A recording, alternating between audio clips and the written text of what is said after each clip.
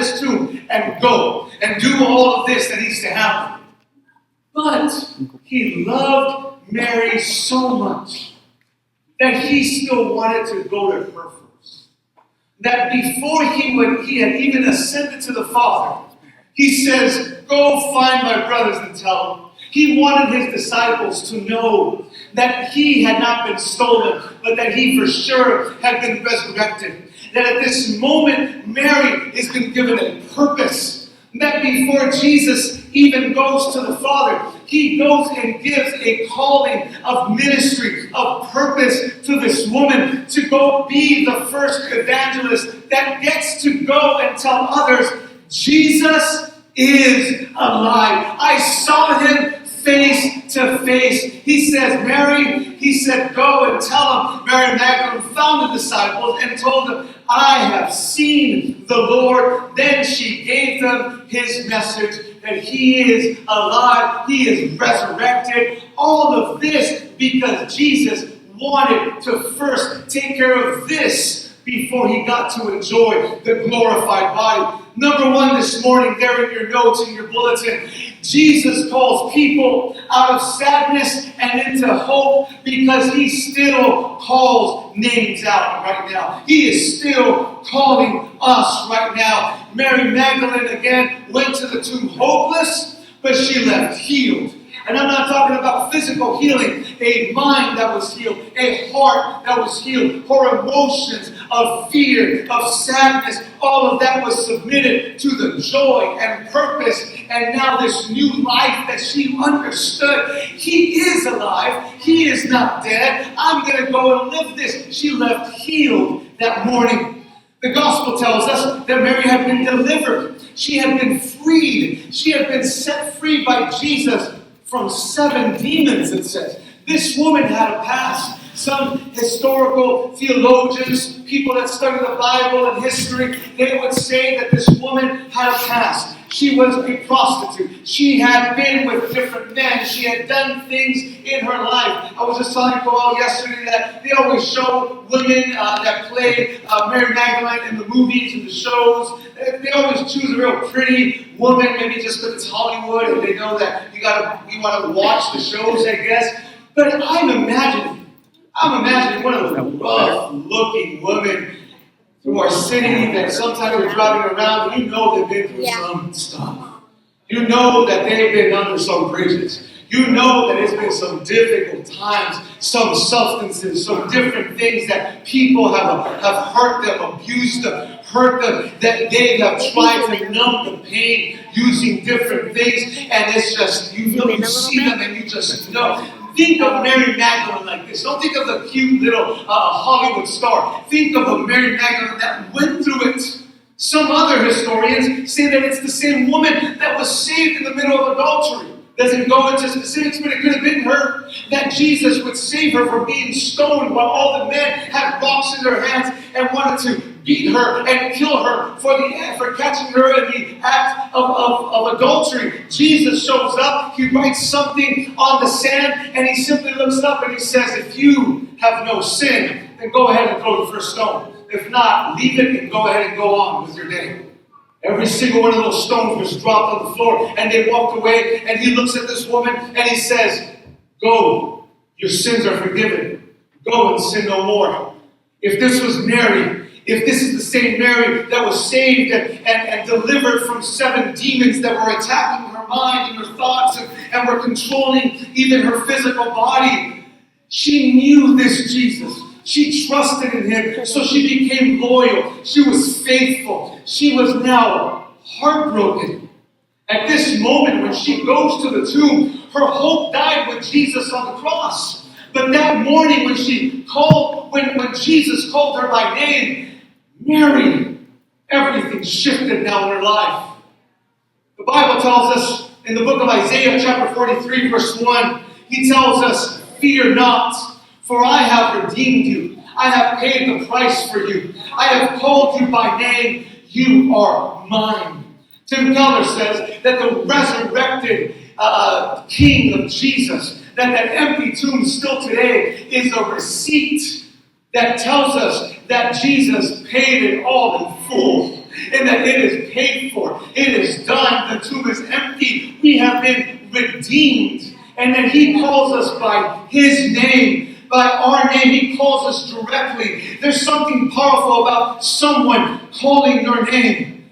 I remember one time when I was about 10 years old, and I got lost at Walmart. And that's when they first started putting the super Walmart there in Tucson. And I'm walking around, and I mean, it was huge. I mean, they had a grocery store down there, and they had tires, all in the same store. And I'm walking around, and I'm trying to be a cool 10-year-old. I don't need mom, I don't need dad. And then a few minutes later, I look back, nothing. And I started to do our little whistle. Mexican families, we do that whistle at the store. And we whistle, and then somebody else, I hear the whistle, and we follow it. Oh, there's dad, there's mom. I started to do it, and nothing. I started to panic a little bit, and it's like, okay, it's all right. And of course, the little church boy, I started praying, Lord, help me, I'm going to be lost. I hope they're not, I hope they didn't leave me. And I start walking around all the aisles and everything, and I'm worried and I'm scared. And then I even walk out of the Walmart to go find the car, just to make sure that they didn't leave me. Of course they didn't leave me. But I'm just like Mary, making all this up. They planned all this out. My parents now have a cute little girl, my little sister. They don't need me anymore. They're going to take me at Walmart, leave me there, get in the car, and drive away. They forgot about me. They purposely did this. All of that was going through my mind. I go to the parking lot. My car's still there. I run back inside because maybe I can see them now. And nothing. Now one of the workers sees that I'm kind of tearing up. I'm a little bit worried. I'm scared. And he said, "Are you okay?" I said, "I can't find my parents." They called my parents on the intercom, on the loudspeakers. Nothing. They don't come out. And I'm walking around there in the front of the store, and all of a sudden, I hear my mom call my name, and she doesn't call me by Sergio. You're going to get to hear it. She says, "Bill." That's my nickname. She says, "Bill." And as soon as I hear my mom's name, Bill, that name that has gotten in trouble before, that name that also told me she loves me, that name, she said, "Bill." The same name that would say, "Hey, come on, the food's ready at dinner, let's go, it's getting cold." Bill. She said, "Bill." And I turned around, and there it is. At that moment, I wasn't just found, I was safe. That moment I felt like, oh yes, they didn't forget about me, they didn't leave me, they still love me, they're still here. I'm the one, I'm the dummy that got lost. They were always there, they were fine. They didn't know, they were fine. They were still with the little stroller, everything's fine. My dad's there, everything's okay now. At this moment, that's what Jesus does for Mary. At that moment, she was still worried and lost and confused. But he still does this today. There are people all over our city who feel forgotten, those grieving over lost relationships, past mistakes, buried dreams. But Jesus is still speaking. He still whispers names in the dark, in those moments where you feel the world is so dark and you cannot see out of that fog. He is speaking your name. Jesus doesn't just raise the dead, he revives the broken. He makes it new for us. He takes what was broken, what was lost, what we feel like there is no more hope. And you know what? On your own, in your own ways, in your own strength, it is lost. It is done. And you have to get to the moment where you finally say, "I'm done. I've fought for this. I hustled for this. I tried everything, and everything has failed me. People have failed me. I just need Jesus, because Jesus will not only raise you from the dead, he will revive everything that is broken." This author, Frederick Buechner, said the resurrection means the worst thing is never the last thing. That the worst moment in your life, what would be the worst moment at that moment for the disciples and for Jesus?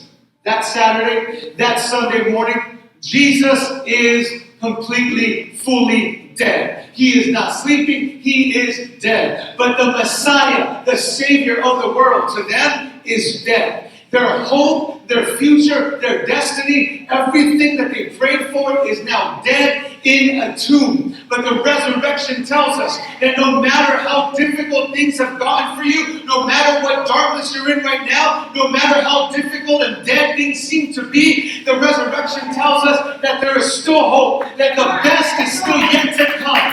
Hallelujah. Number two, Jesus shows up in locked rooms and brings peace to the fearful.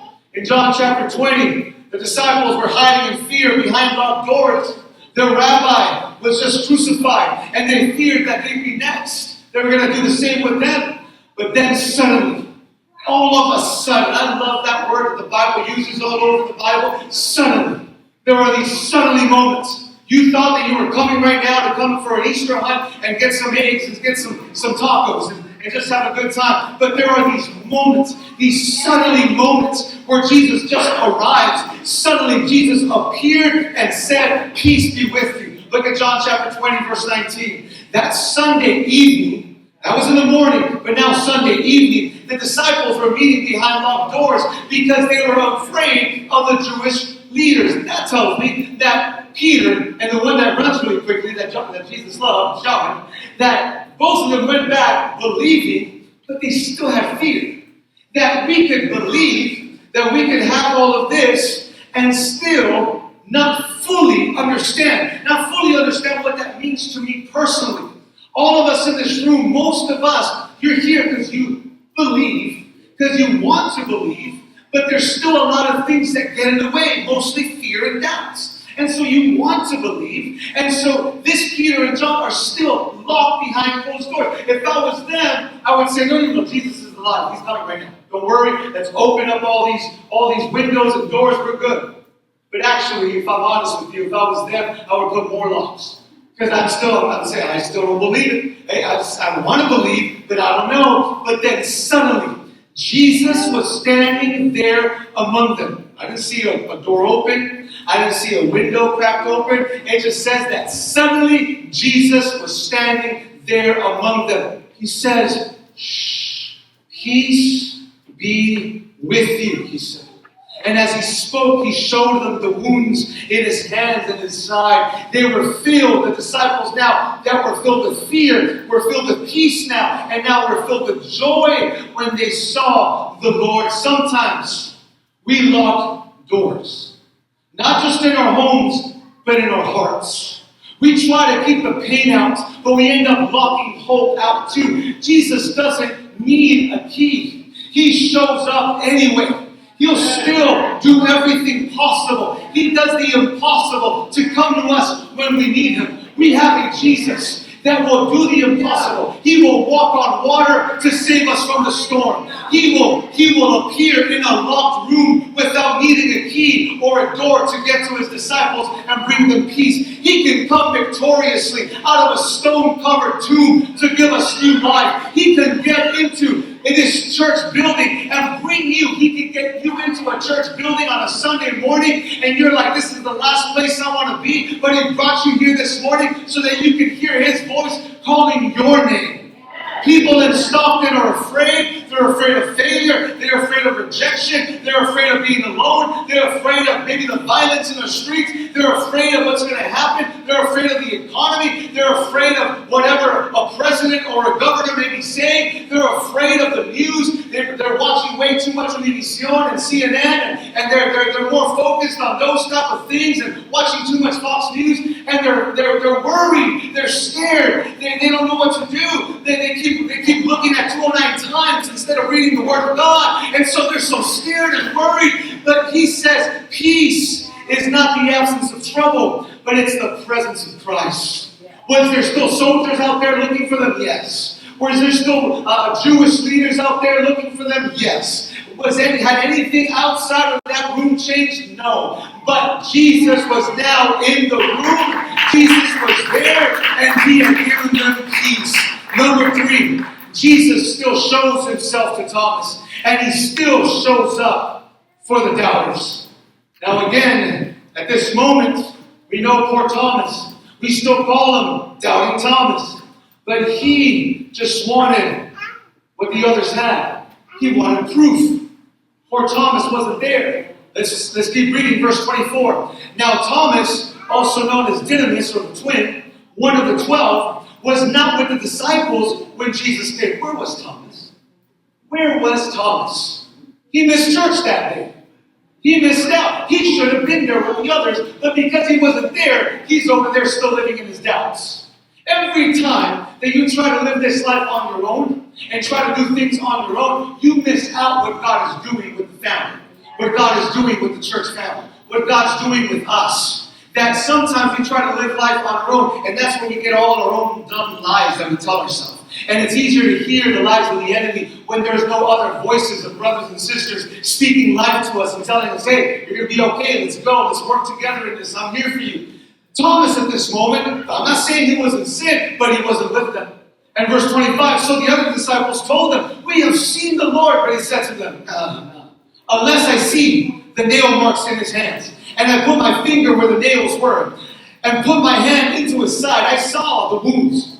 I saw it happen. Unless I touched them, I will not believe. A week later, his disciples were in the house again, and Thomas was with them. Though the doors were locked, Jesus came and stood among them again. And he said this, peace be with you. This with you wasn't just for all of them. This with you was specifically for Thomas now. Now he shows up and he said to Thomas, put your finger here, see my hands, reach out your hand and put it in my side. Stop doubting and believe. At this moment, Thomas, he had said all this. Jesus knew he had said this. And so this is why Thomas is able to now see Jesus face to face. And he starts touching his wounds. And verse 28, Thomas said to him, my Lord and my God. Then Jesus told him, because you have seen, you believed. But now he says, blessed are those who have not seen and yet have believed. He's talking about you and I. We have not seen him yet, but we get to believe and we are blessed. A man once said, I won't believe in God unless I see a miracle. But then his life fell apart.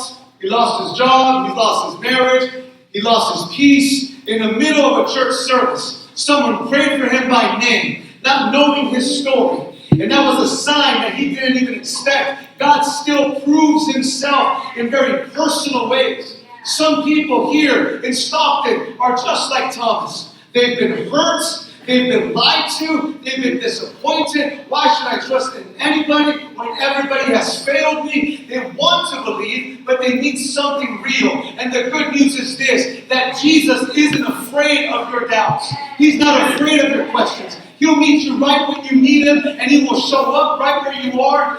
Again, Tim Keller said, doubt is not the opposite of faith. It's part of the journey towards it. That when you are having your doubts, you shouldn't have some kind of fear that, oh no, God's going to punish me because of this. This is part of being a Christian. This is part of our Christian life, because when we bring the doubt to the Lord, instead of to a friend, or instead of just putting it on social media, or going on TikTok and talking bad about God or the church, then you should go to him and say, God, if you are real, come on, God. I want to see your glory. Show me, Lord. Show me. This morning, we're saying that. Tonight, resurrection. This morning, resurrection is more than just a moment. It truly is a movement for all of us. And in Romans chapter 8, verse 11, the same Spirit who raised Jesus from the dead lives in you. Mary was grieving. The disciples were hiding. Thomas was doubting. And Jesus showed up for all of them. And today, in Stockton, in this room, in this place, Jesus still shows up. In our grief, he calls us by name. In our fear, he breathes peace. In our doubt, he offers proof he is alive, and that changes everything for us today. Again, in Matthew 28, verse 6, he is not here, he has risen, just as he said. This morning, I'm going to ask the worship team to come up. They're going to help us this morning. We're going to worship him. But I believe that there are three types of people here today. You, maybe you're here like Mary. You've been grieving. You've been feeling forgotten. You've been feeling overwhelmed. You feel lost. You're like the disciples, maybe. You could be like Mary. You could be like the disciples, hiding behind fear. You've locked yourself out from other people. You don't want to deal with people. You don't want anything else. Unsure if your faith can even withstand all of this. You're just feeling overwhelmed. Maybe you're just like Thomas. You got questions. You got doubts. Maybe even some anger at God. He's not afraid of that anger. He doesn't want you to run from him. He wants you to run towards him. He's a good father. He wants to grab you. He wants to put his arms of love around you. In the middle of your anger, in the middle of your doubts, He wants to show you His glory. But here's the beauty of resurrection. Jesus still shows up. He still calls your name. He still walks into locked rooms. He still gives you reason to believe. So today, if you're feeling hopeless, Jesus wants to bring you healing. He wants to heal your heart right now. May that healing come physically, but may that healing come by giving you peace. Peace of mind, peace in your heart, peace for your own family. Come towards it today. Come to Him today. You need to hear Jesus call your name. If you need peace in your life, if you want to believe again, if you want to really believe for the first time in your life, I'm not talking about religion and superstitions and simply going through the rituals and motion. I'm talking about believing in Him, that He is standing there right by your side, that He is putting His arms of love around you. We'll pray with you. We're going to believe with you. We're going to walk with you, not just right now, but this church is here available to be there with you, to fight with you. When you're weak, we will try to be strong with you. We're going to cry with you. We're going to rejoice with you. This morning, I'm asking you to get out of the grave. Get out of that grave because God is calling you. I'm going to ask those that are prepared to pray with me this morning, those that are part of the prayer team, if they could come up. They're going to help us this morning. They're going to stand, all of you that have been spoken to, and you're going to come. Pastor Wells here. But as they come up, and as this worship song literally says, come to the altar. We don't want you to simply come on Easter Sunday and simply leave the same way. There are people here that want to pray with you. We want to pray with you. And something powerful can happen there at your seat. But maybe as you're taking those steps forward, God is calling your name personally. He's been speaking to you all morning. He's been speaking to you through this message. And He's telling you your personal name. And He's saying, come to me. Come to me. You're not lost. I found you. I want to give you peace. I want to give you security. Come out of that grave this morning. God is calling you this morning. Right there where you're at, if you believe this, why don't you stand with me? Why don't we stand together and we begin to worship Him? We simply pray, Lord, thank you.